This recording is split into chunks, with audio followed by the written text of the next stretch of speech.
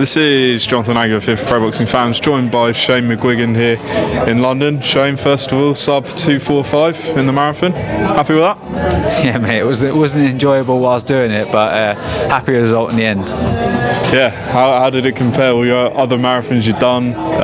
Great cause, obviously, but yeah, how was this one? Yeah, it was tough. I was feeling sorry for myself about 35 Ks, and on the tenner they said there's two people that's just run sub 2 hours, and I was thinking, I was getting my excuse ready to be like, it's a hot day, and but it was great fun, and what an amazing event to be part of. Great stuff. Shane, obviously here, your man Adam Azim is back finally, May 30th at the OVO against Steve Claggett. Talk to us about this opponent. Obviously it was Lemos, but it's now Claggett, who's also well known, fought Lopez. Do you think this is a tougher fight than Lemos?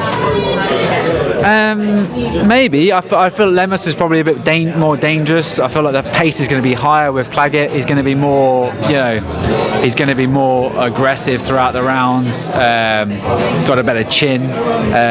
So yeah, I feel like it's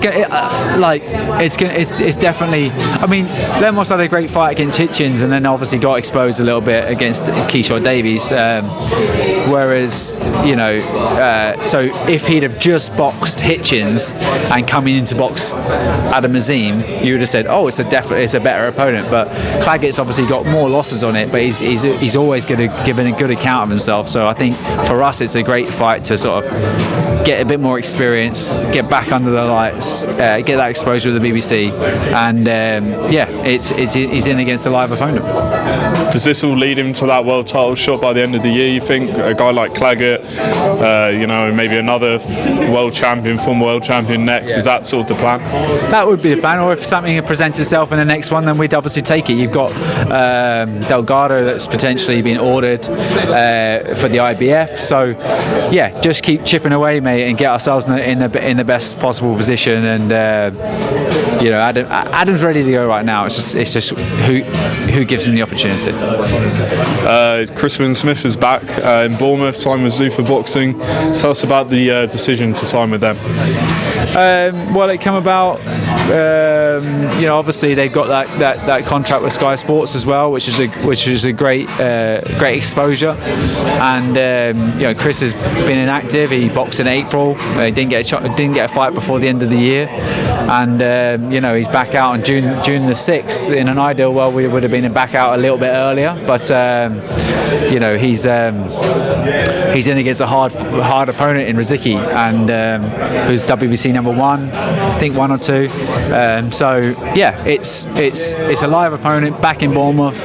Yeah, we're really happy with it. Do all roads lead to Opataya? Do you think, with both guys on the same platform? Well, that's why we signed with them. Obviously they got their biggest. I mean, look, obviously activity is one thing, but also the ability to box Opataya with no outside influences in between. Obviously, Opataya is now not with Matchroom, moved on with Zuffa, and I feel like the fight would be easier to make, and we'll get a fair deal when we get that opportunity.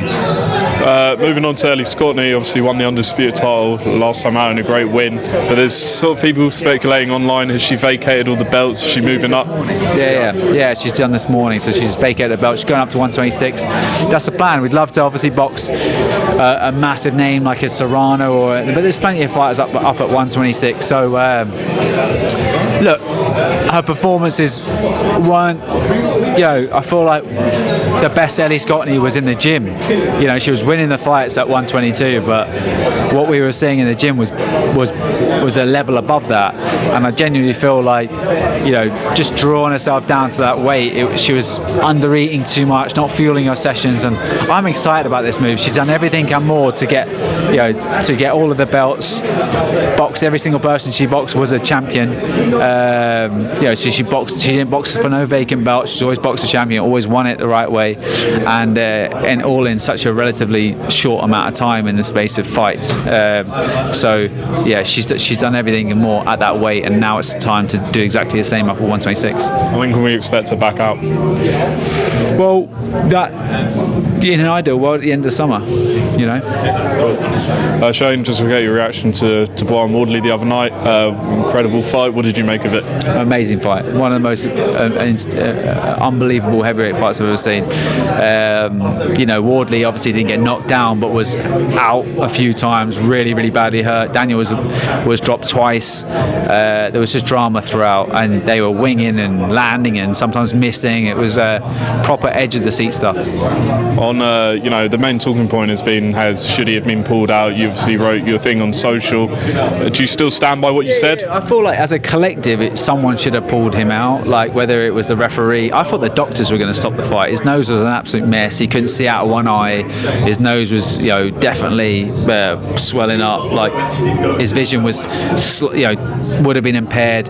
He's not in against a non-punching heavyweight. He's or a guy that's moved up from cruiserweight or light heavy. He's in against an absolute beast of a puncher. Genuinely the hardest puncher in the division, I think Daniel is. And you know, when you're a guy like him that doesn't have the fundamentals that's instilled at a young age, like a Tyson Fury, someone that's boxed at a young age, he'd come from a white collar background, so defensively he will be lacking a little bit. And yeah, he was taking shots, and you know, you just got to think to yourself, like, the fight had been knocked out of him, and in my opinion he should have been pulled out before. But that's not just to say it on the corner side, it's collectively across the doctors and the ref. I feel like the fight should have been stopped.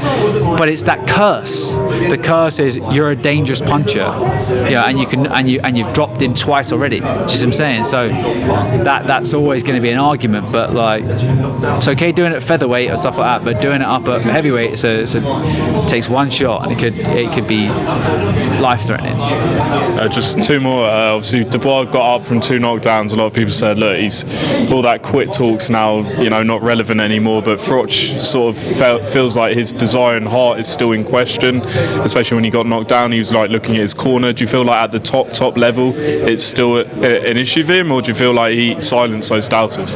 No, I don't think so. I don't think you can't ever question the heart of a guy that's been in a fight like that. Absolutely not. You know what I mean? Carl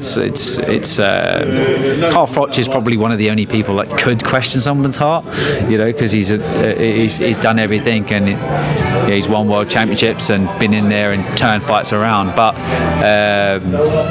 you know, for us normal civilians, we can't ever question a guy like that's heart. I mean, Daniel. But the thing about Daniel is he always knew he could beat Wardley. You know, against Usyk, he didn't think he could beat him. You know, so, and that's what I'm talking about more in the first fight. You know, when people were questioning his heart in the first fight. Second fight, he got knocked down and stopped, and the fight was over. But in the first fight, I understand why people, you know, and obviously that Joe Joyce couldn't see out of his eye.